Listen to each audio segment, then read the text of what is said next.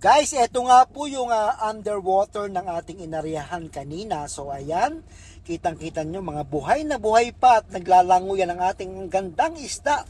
Halo ng yellowfin, skipjack at tuna. Kita nyo naman napaka-graceful ng movement nila habang sila ay nasa ilalim ng ating lambat. Yan ay nasa loob ng ating lambat guys na ating pinasisid sa ating diver. Although hindi pa siya nakakasisid dyan, nasa loob siya ng lambat natin. So, ito pa lang guys, nakikita nyo, yan pa lang ang sa ibabaw guys. Hindi pa nakakaabot ng ating, wow, thank you. Yan guys, naglutangan na yung mga namatay. Ang tuna guys, pag namamatay, usually minsan lumulutang yan. Yung mga skipjack nasa ilalim lang yan. Nasa pinakailalim. Kasi mabilis mamatay ang ating skipjack kaysa sa tuna. Kaya yan. Perfect timing din guys ang dapat pagbagsak ng salok para dire-diretso sa ilalim para makayod niya hanggang kailaliman. Para nang sa ganon, mas mapuno yung salok guys. Ayan. Medyo maganda-ganda ang laman nito ngayon.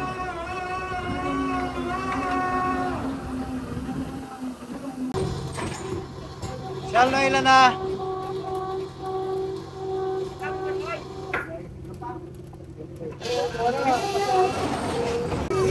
We are truly blessed guys ngayon kasi akala nga namin talaga kanina wala na kaming sasaluking isda dahil sa haba ng punit ng lambat ng aming lambat na gamit ngayon ay akala namin nakatakas lang isda. Pero ganun po ang nangyayari pagka may punit, halos maubos ang isda.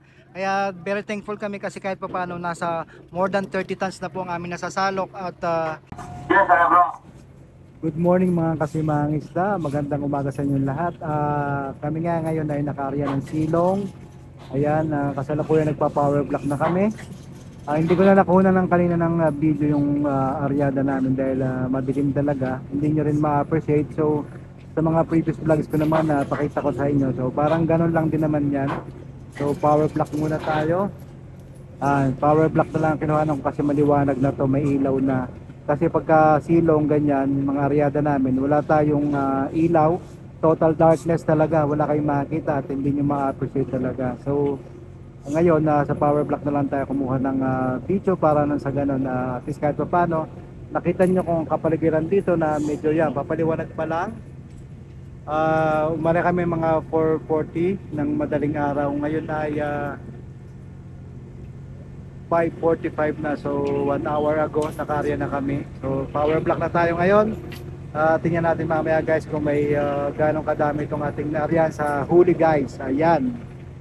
Sana maganda yung audio ko ngayon kasi maingay pa rin dito. Usually pagka umaandar yung hydraulic ay talagang maingay at hindi nyo ma-appreciate. So tingnan natin yung ating inariyahan.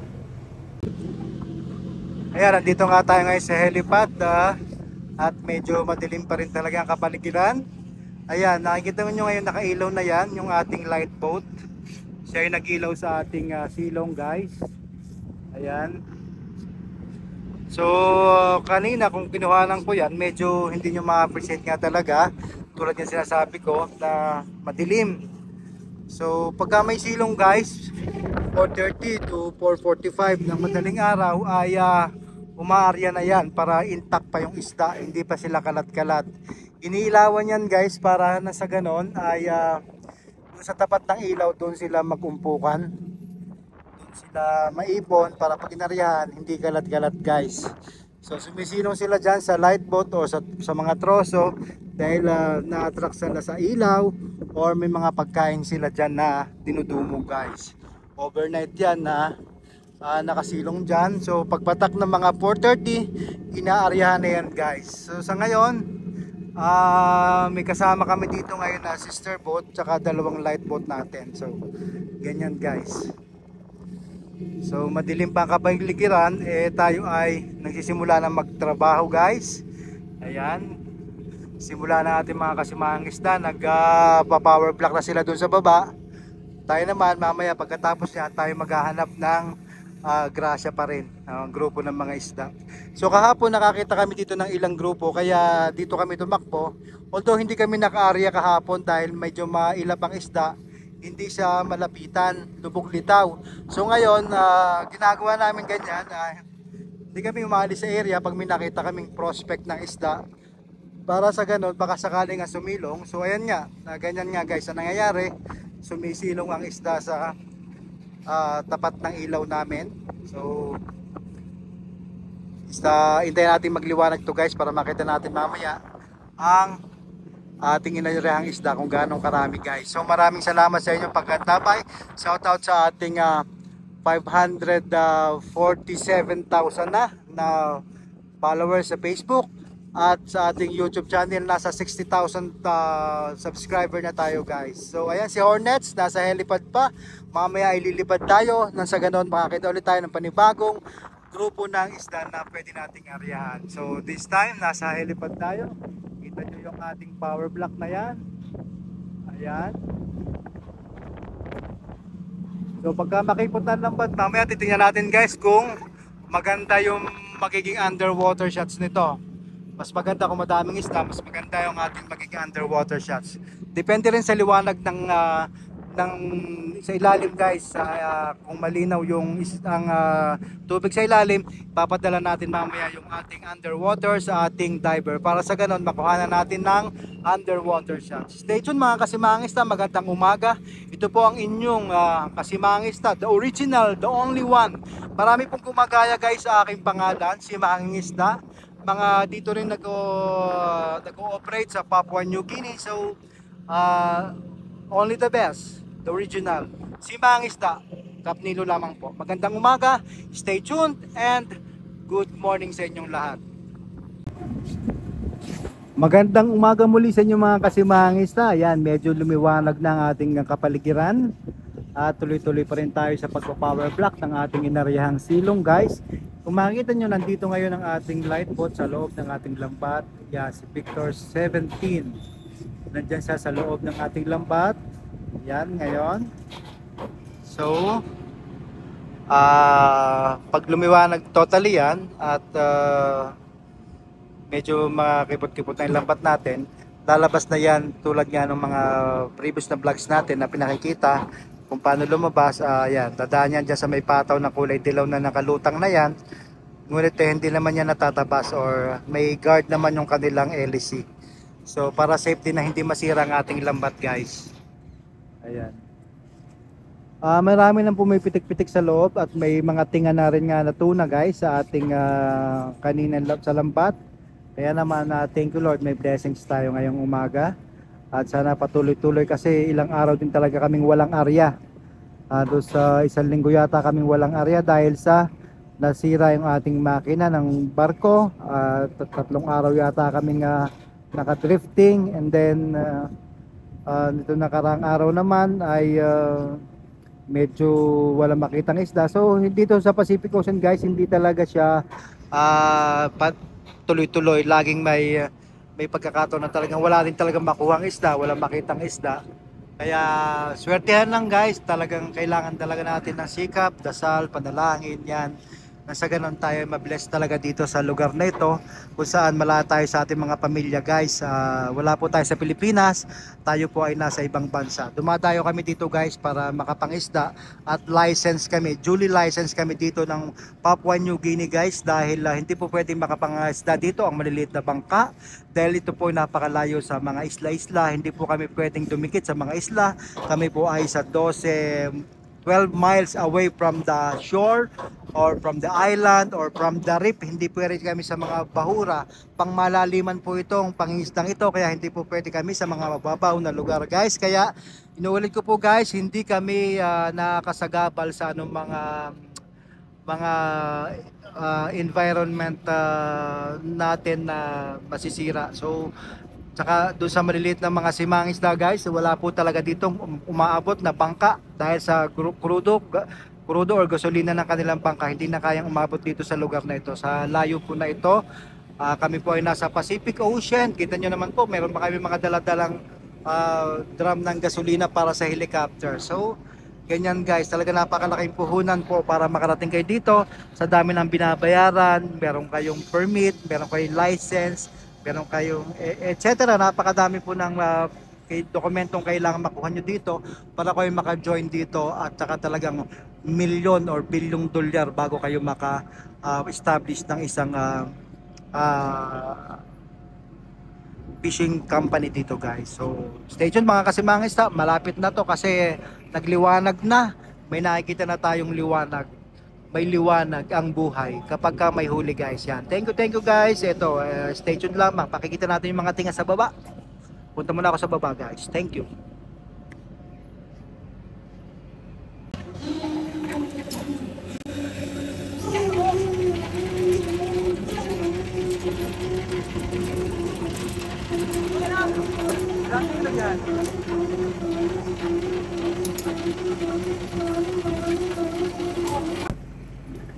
Ito nga po guys, isa pang trabaho ng ating skip man, main skip. Siya yung humihila ng ating barko para iharap sa hangin or itaob sa hangin, or yung level ng barko guys, para siya ay kung tuwing nagbibira ng kable, kung kailangang para hindi sumayad yung kable natin sa katawan ng barko, siya yung humihila. Ayan, kita nyo yan, kulay red na yan, boya na yan. Yan ay parang V. Ayan, siyang humihila dyan, nakakonect yan sa ating upa. Ayan, dito nakakonect yan dyan. Sa kabila naman, kable naman guys. So para siya yung tagahila sa ating barko mismo. So napakalakas ng ating main skip guys, nahihila niya yung barko, kita nyo. Ayan, yan ang isang trabaho ng main skip guys. Basta umarya kayo, kailangan siyang hihila ng lambat, at siya rin ang maghihila sa barko nyo. Kung kailangan ang ating barko ay makaiwas sa kable, at the same time kung kailangan iharap sa hangin para maganda yung para umayon yung ating barko sa alon guys. Yan ang isang purpose niya. Ayan, yan ang main skip. So habang nagpa-power block sila, may mandasyon ng ating fishing master na pag sinabing kaliwa 5, kaliwa cheese, or toda, or poko-poko, yun po mga term na ginagamit nila dito sa fishing guys. So yun po ang masasabi ko na isa pang purpose kung ano ginagawa ng isang main skip sa ating pag-area dito sa fishing, sa international commercial fishing guys. Good morning ulit, magandang kaalaman yan guys, kasi sa talagang nakasumusubaybay sa atin guys ay nagkakaroon sila ng idea sa kung anong gusto nilang malaman dito guys, lalo na yung ating mga maliliit na fisherman o ating mga taga-subaybay dyan sa ibang fishing company, or kahit sa maliliit na boat na nangingisda. So kasi hindi sila talaga aware, or wala silang idea kung ano ang meron dito sa international commercial fishing. Kaya naman tayo ay nagbibigay ng konting kaalaman din sa kanila, na in case sila ay mag-join sa atin, may idea na sila guys.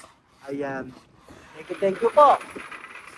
Bukod guys sa tuna na tuminga kanina, may skipjack. Ilang kilo yan? Mga 3.5 kilos guys. Yan po ang ating huli ngayon. Meron tayong tuna, meron tayong skipjack ngayon. So more of this later on mga kasimangista. Standby lang kayo, at medyo nasa process pa tayo ng matagal-tagal pa to. Malawak pa yung ating lampat na ipa-power block. So ang power block guys, ito ang power block natin. Yan ang tinatawag na power block guys. Yan, umiikot yan para hilahin ang ating lambat paakyat dito sa ating barko guys. Ayan, stay tuned. Ayan guys, may unang tinga tayo. Ito yung kanina na pinakita ko.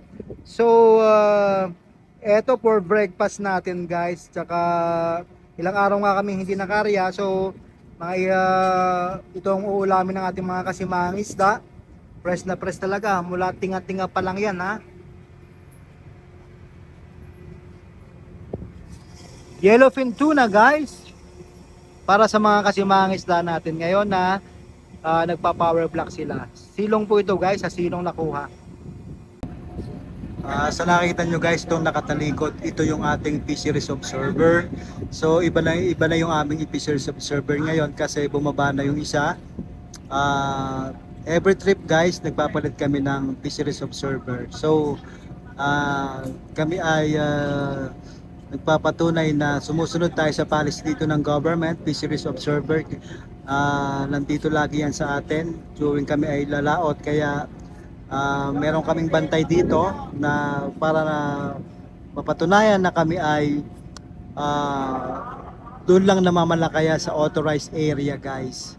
So doon sa mga nagtatanong, fisheries observer from the Papua New Guinea guys yung ating kasama dito guys. Ayan, yung kalbo na yan, ating observer. So nandito ako sa loob ng nagkakape ako guys. So early morning nagko-coffee ako. So sabi ko nga regarding dun sa fisheries observer guys, lahat ng boats natin ay merong onboard na fisheries observer. Sila yung nagmo-monitor ng catch natin, kung ganong kadami, kung tama ba yung ating nahuhuling isda sa sizes. At the same time, kung tayo ay nandun lang sa area na authorized na pwedeng pangisdaan. So well regulated talaga dito guys. At sinasabi niyong overfishing, no, hindi po. Ganito lang po talaga yung mga volume na nahuhuli dito dahil maraming isda dito sa Pacific Ocean kami na dinadayuhan ng pangingisda. So sa mga nagsasabi po na overfishing, kung sa inyo tingin po overfishing ito, pero dito po this is well regulated po ng bansang ito. Napakarami po dito ng fishing companies from Taiwan, from Japan, from Korea, Philippines, sometimes may US din na nakakarating, pero napaka anong pagkakataon na makarating sila dito kasi malayo rin naman talaga. So ayan guys, nabanggit ko lang tungkol sa fisheries observer natin. Kung mapapansin nyo guys, yung alon-alon na yan, iba kasi ang itsura ng alon-alon pagka may isda kaysa dun sa alon-alon na talagang alon lamang siya na walang isda guys. So yan, nasa loob yan ng ating lambat guys. So kung mapapansin nyo, dalawa yung naghihila ng ating pataw. Itong isang to ay naka-steady siya dyan kasi binubukan niya yung ating lambat para hindi magtingahan or hindi kumipot ang ating lambat. Dahil habang kumikipot yan guys, kumikipot or kumukonti yung space ng ating isda na para paglaruan nila or languyan nila guys. So ngayon, pagka ganito ng medyo halos malapit ng kumipot talaga, ayan, kailangan ibukay yan para na sa ganon may malanguyan ng mas malawak-lawak ang ating isda at para hindi magtingahan. Ayan, kaya may humihila na ganyan para may iwasan yung tinga. At the same time, pagka malaki pa yung excuse me, pag malaki pa guys yung mata ng lambat na binibira, ay malalaki pa ang tendency na makatakas pa sila o makalusot. So sa ganitong pagkakataon, medyo malaki-laki pa yung mata ng lambat natin dyan, so makakalusot pa yung mga isda. Kaya kailangan makabuka yan para hindi sumugod ang isda dito sa lambat, para sila ay intact na makuha natin ang buo lahat yan guys. Para sa kaalaman din nyo, para sa ganon ay dagdag kaalaman lang din po yan sa ating mga followers, subscribers natin guys. So sa bago lang po sa ating Facebook page at saka sa YouTube channel, ito po ang the original Simang Isda, Kapnilo lamang po. So nasa Pacific Ocean po tayo, wala po tayo sa Pilipinas. At tayo po ay dumadayo pa dito sa Papua New Guinea para tayo makapangisda. Yan, kita nyo yan, may tinga-tinga dyan, no? Bagong isda yan guys. Dulyasan siya. Yung iba kasi ang tawag dito ng ibang lugar, tulingan. So pag nagtitingahan nga yan guys, nakaabala yan, malaking abala kasi kailangan mong kuhanin yung iba niyan, or kung talaga napakadami di na makuha, tuloy-tuloy na yung power block. Sayang naman guys, di ba? Sayang naman ang isda kung ito ay madudurog lamang doon sa ating power block. So kaya kailangan hindi magtingahan para walang abala, tuloy-tuloy ang power block, mas matapos na mas maaga at walang aberya. Ayan guys. Ayan, mga tunat gulyasan guys, halo talaga siya. So maganda yung quality ng isda natin na huli dahil malalaki siya. At eto, quality. Punta nga tayo dito para makita natin ng mas closer ang ating isda. Ayan. Sabi ko nga sa inyo, di ba? Tumitingnan na talaga. Yan, ang kulyasan guys, napakadaling mamatayin yan. Mapangga lang yan sa ating lambat ay talagang mamatay kagad. Kaya pag tuminga, ayan, ganyan ang nangyayari. Kailangan isa-isahin niya kung ganyang kalalaki. Pero pagka medyo mas lower sizes dyan, at talagang parang Christmas tree na yan, kailangan ituloy-tuloy na rin guys. Kasi sayang yung time na dapat matapos tayo ng maaga. At the same time para quality pa yung isda ng ating mahuli at may lagay sa ating bodega. So yun naman ang lalaki ng isda na yan. Nasa 3.5 kilos yung ating gulyasan. Lalaki talaga. At syempre guys, habang na tayo ay busy sa pagpa-power block, nandito yung the man behind the scene.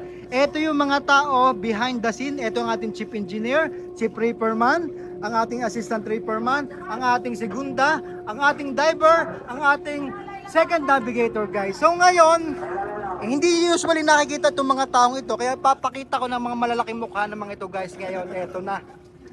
So yun guys, mula Jensan, kung saan lugar itong mga halo-halo kami dito guys. Mixed race, iba't ibang probinsya kami guys dito. May taga Leyte, may taga Jensan, taga saan ka? Jensan din, kayo Chef. Cebu. Ayan, may Zamboanga.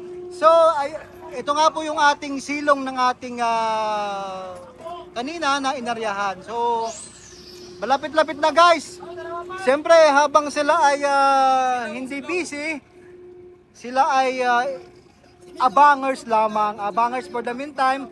Kasi guys, basta tumawag ang ating fishing master doon na may problema, takbo kagad yung mga yan sa kanilang mga posisyon. Pero sa ngayon, habang tayo ay nagpa-power block, wala namang aberya, walang problema. So, relax for the meantime. Good morning mga kasimangis. The original tayo ha, maraming gumagaya, pero hindi mapantayan. At saka ito nga, sinasabi ko ang aking body, itong aking spotter, diver. Tingnan mo kung maganda ha, kung magandang ilalim, kukuha tayo ng underwater scene. Okay. Ayan.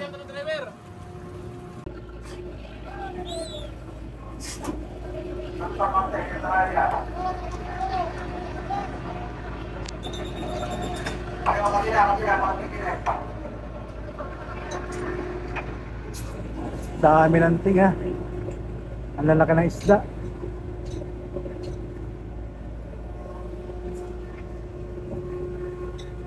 Tayo mga abusayap dito sa Pacific Ocean. Yan, nagpakita na si Cap El Dorado at si Chief Mate Bembangers ng Tinglon.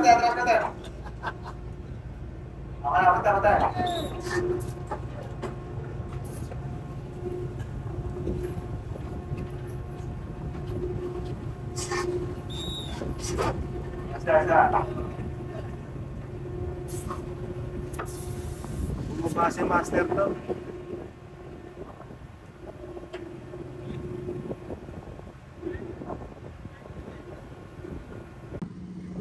Good morning Hornets! Ayan guys, ito yung kasama ko dito sa paglipad sa araw-araw, si Hornets guys. So kahapon nakita namin nga itong area na to. Nakita namin itong area na to. Medyo hapon na kami nakarating dito, hanggang halos alas 6 ng hapon.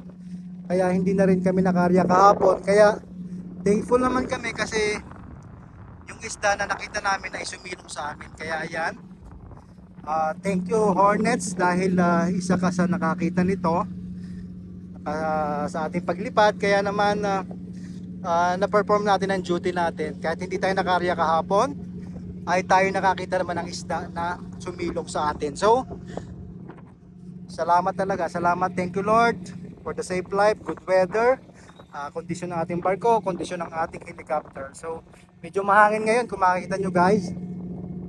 Kaya mamaya siguro pagkatapos namin ito, lilipad ulit kami para kami maghanap ng isda. Ayan. Good morning sa inyo lahat. Binibigyan ko lang ng emphasis yung good points na magandang mapanood nyo rin dito sa Pacific Ocean guys. So, ayan. Medyo makipot-kipot na yan. Malapit-lapit na yan guys. Makikita natin yung madaming isda na nahuli natin ngayong umaga sa ating silong. Ayan. Sa helipad ako ngayon.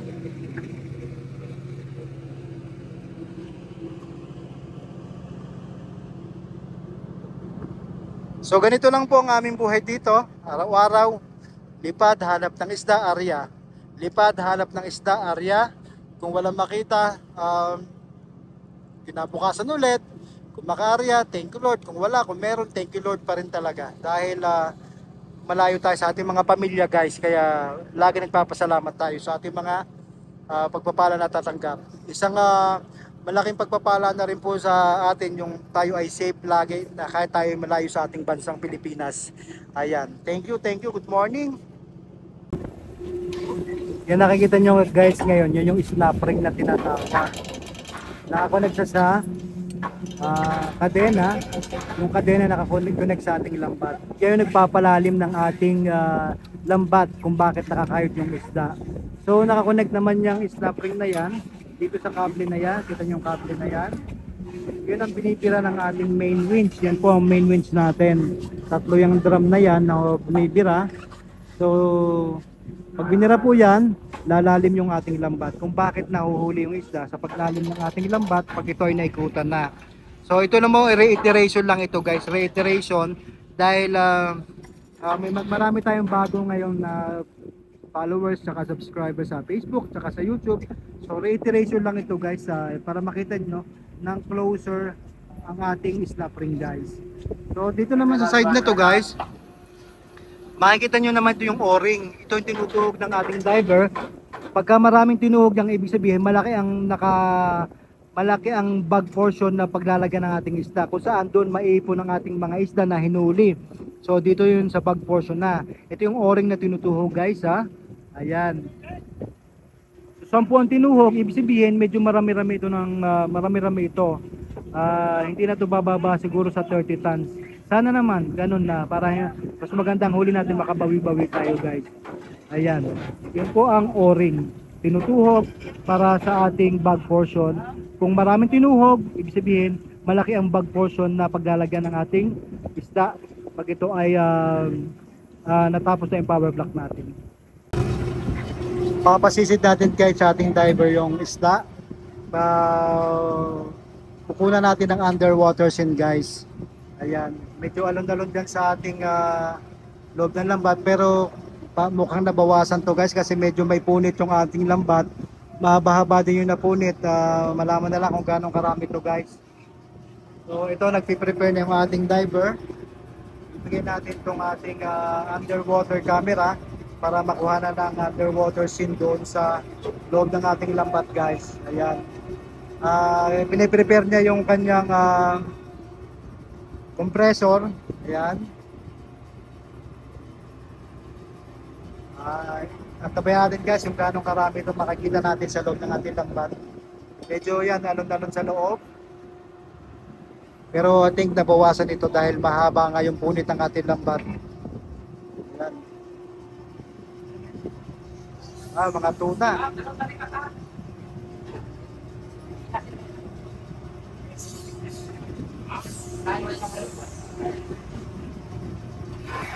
Madaming tuna to.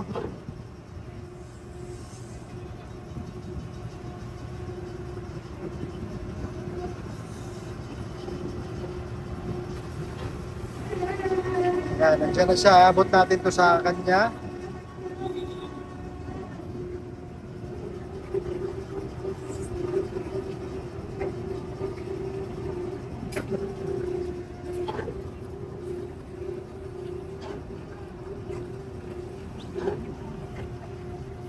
Nakaon na? Okay, thanks.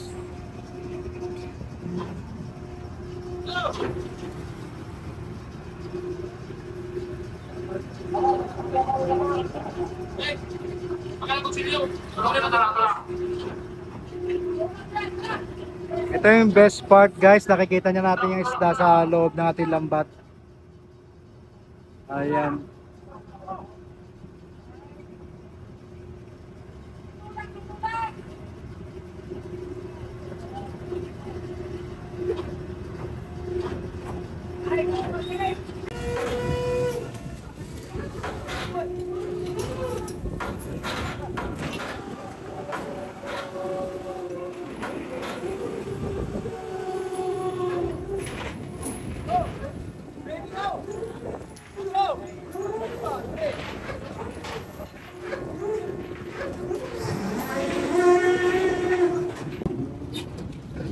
Nilalagyan ng double guys kasi medyo mabigat at saka medyo mahina yung power block namin. So dodoble yan para ma-secured siya, safe and secured, kasi medyo marami-rami yata itong isda na nasa loob natin. Although kanina ito ay may sira yung lambat natin, pero thank you Lord kasi hindi naman nakalabas lahat. Usually kasi pagka may malaking sira, karamihan nakakalabas, may konti na naiiwan. Pero sa tingin ko dito parang medyo marami-rami pa naman yung naiiwan. Ayan, thank you Lord.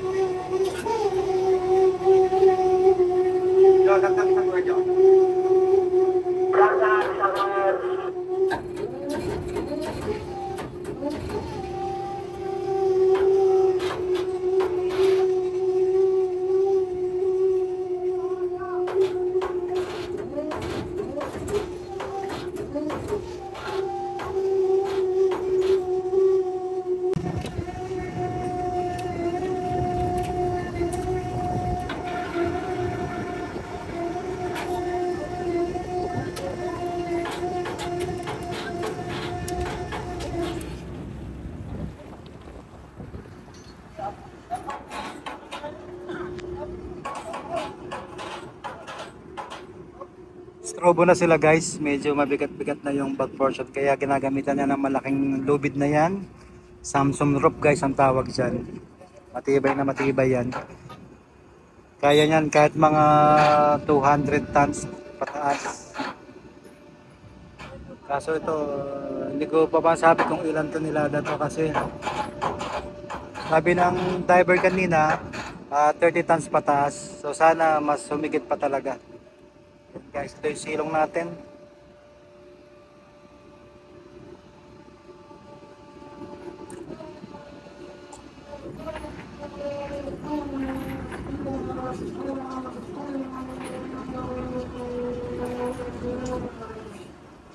Laki-laki aja, Kel. Laki-laki aja, Kel. Ya, ibuka biya. Ibuka, strobo biya. Laki nyo buka, strobo ha. Laki nyo ibuka. Para sigurado.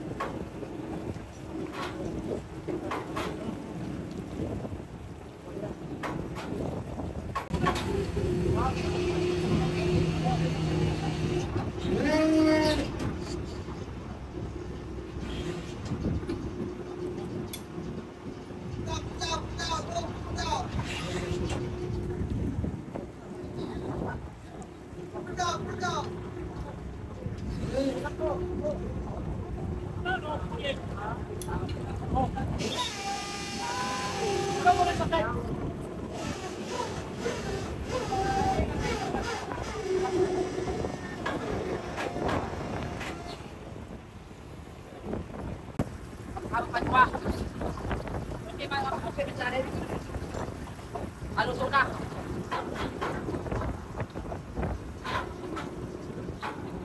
Dapat iayos mo na sa lupa.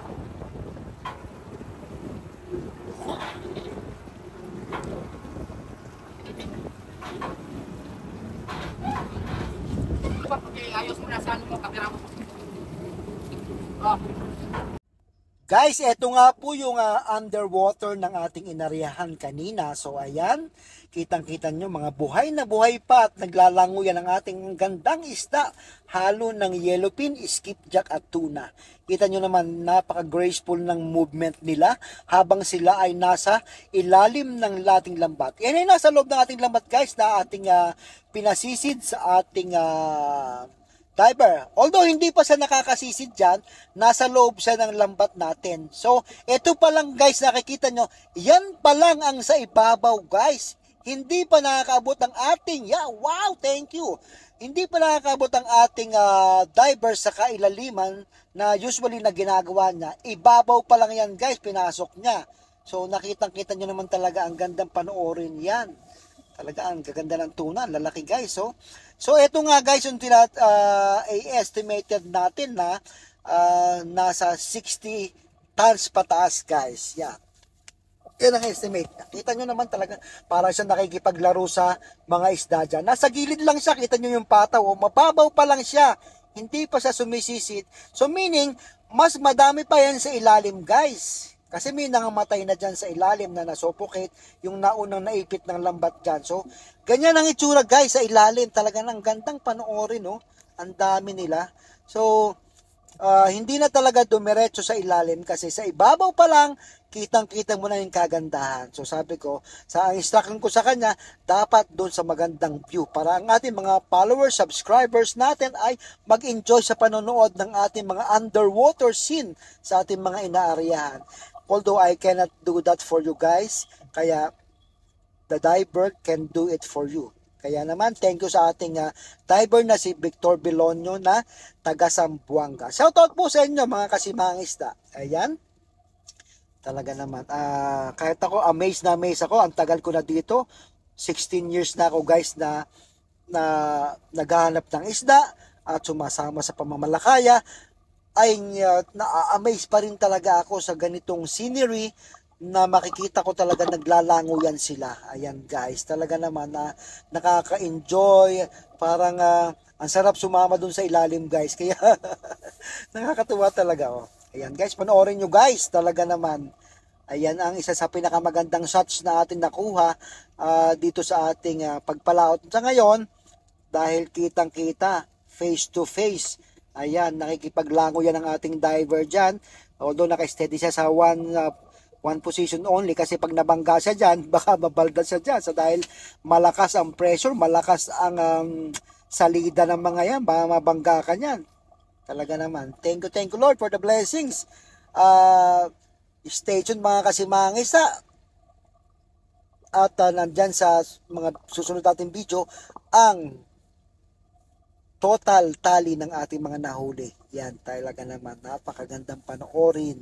Si mga isda lamang po, shoutout sa ating mga 548,000 followers sa Facebook page at ganoon din sa ating YouTube channel. 60,000 plus na po ang ating YouTube channel. Thank you. Good morning. Guys, ito na nga yung best part of the show. Salok time na tayo guys. Ito po nagbabalik ang inyong kasimangisda. Etong ating inaryahan silong kaninang madaling araw, sagsasalok na tayo ngayon. Halo ng skipjack, yellowfin, tsaka tuna guys. Ayan, ang lalaki ng isda. Thank you Lord for the blessing for salok. Lalaking tuna.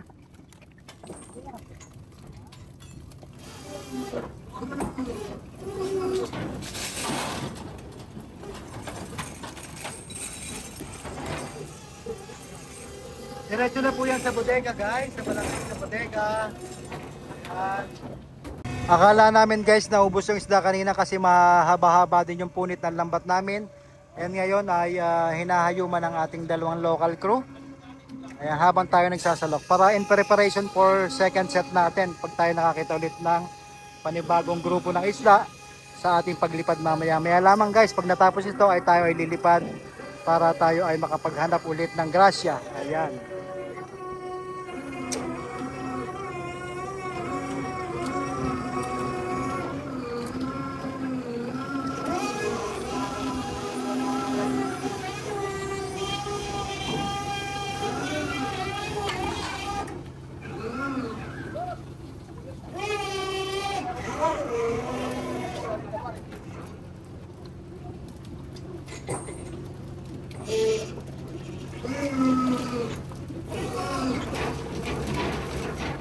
Fresh na fresh!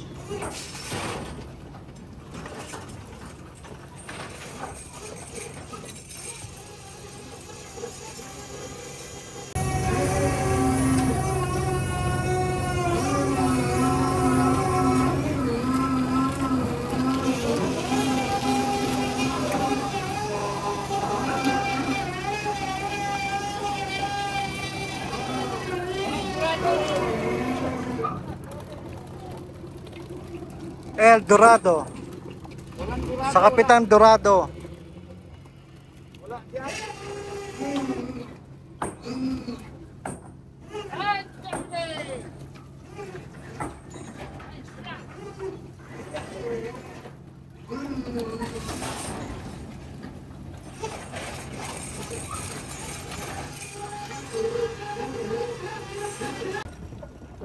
Yan guys, naglutangan na yung mga namatay.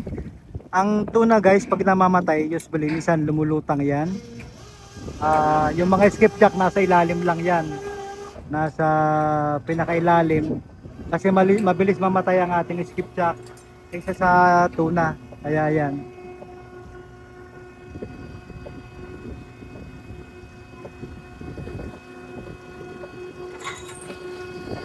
Pinagsak na. Ang ating pong salok guys ay inaabot ng 3 to 5 tons. Pag punong-puno yan guys lalo na pagka skipjack na kaya niyang magkarga ng 5 tons kada salok pag punong-puno at umaawak-awak guys. Yan, 3 to 5 tons. Pero pagka may tuna, mga 3 tons lang sigurado pag puno.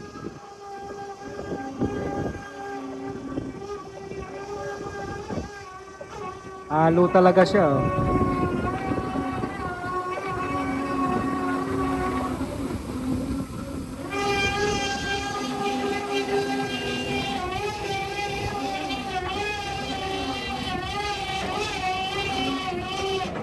Hindi mapuno yung salok eh. Medyo malalim pa siguro isda guys. Kaya ganon.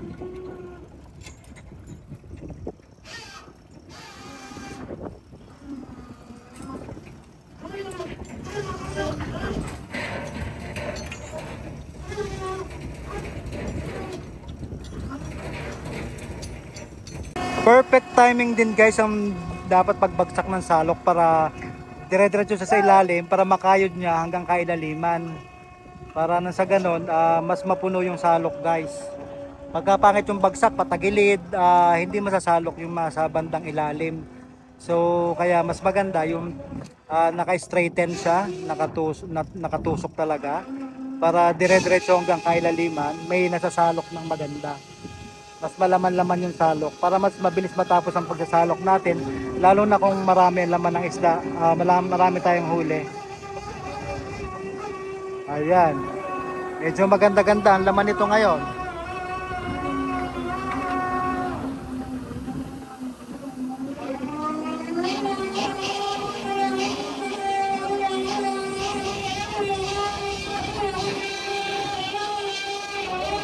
Lilipat lang ako ng pwesto. Lilipat lang ako ng pwesto. Ayan, ayan. Lilipat ng pwesto. Lilipat ng pwesto. Ayan. Para mas dapat ang ayan, mas maganda pa kasi pag guys ang ating fishing master, siya yung nagsasalok mismo dito ng ating nahuling isda. Ayan, from Bantayan, Cebu. Ayan, from Barangay Ocoy, si Cap Joel Disabilie, siya yung ating fishing master. Kaya nung humuhuli ng isda natin, ngayon siya pa rin yung nagsasalok ng ating isda. All in one fishing master guys.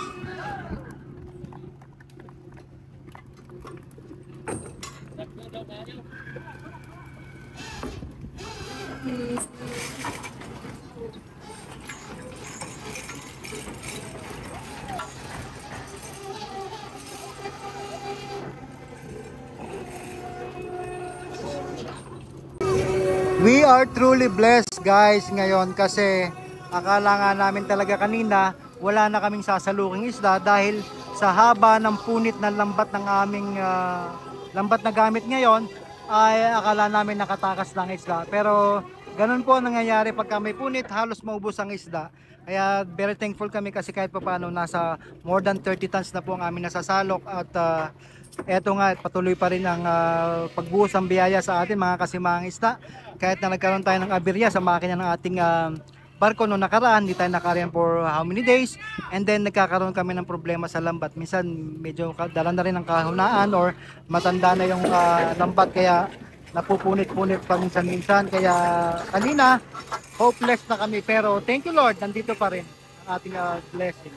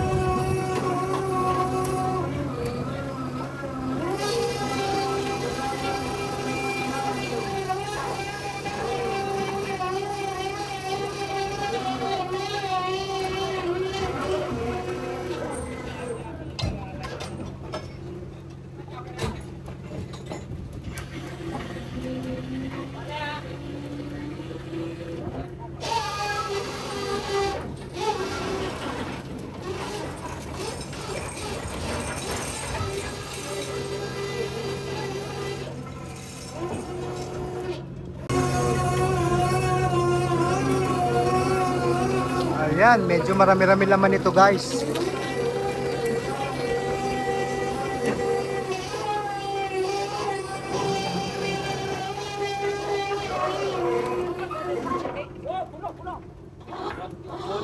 Puno.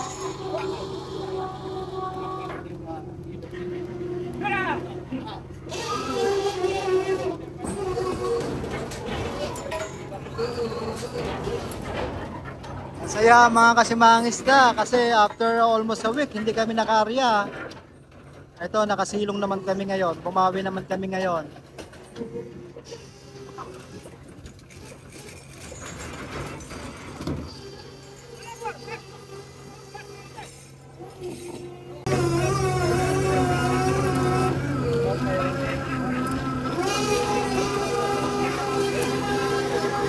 $54 tons na tayo guys.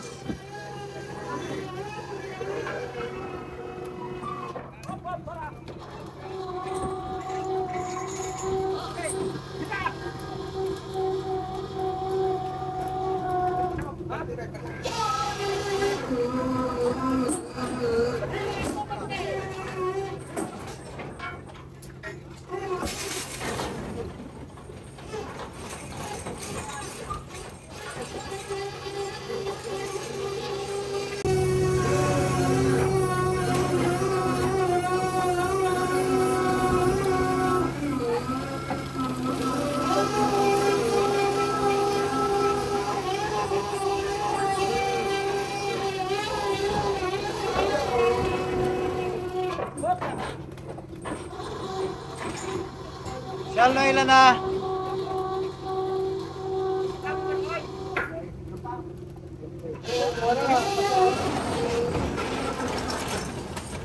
Ilan na?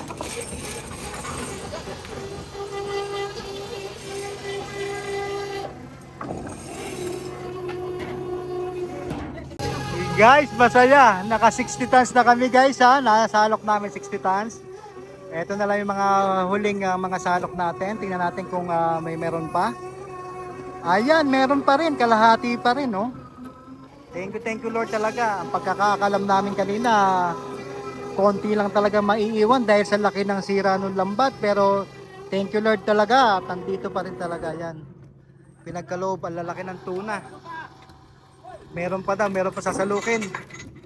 Naka 60 plus na tayo. 60 tons na ha. 60,000 kilos mahigit. 60 tons. Salamat sa silong. Ayan. Diretso na po yan sa sa brine water na napakalamig talaga guys. Yan ipinoprosen yan guys. Ayan. Isa-isahin mo, kamayin mo lahat yan. B1. Yan po si B1 from Jensan. Si B1. Shoutout sa mga fans ni B1 guys. Ayan. So tapusin na natin guys. Para nang sa ganon malaman na natin ang tali nito. Ayan, kukunti na. Kukunti na. Malalaman natin ang final tally after the salok guys. Malaki talaga ng tuna. Ayun, may nangunguha ng isda.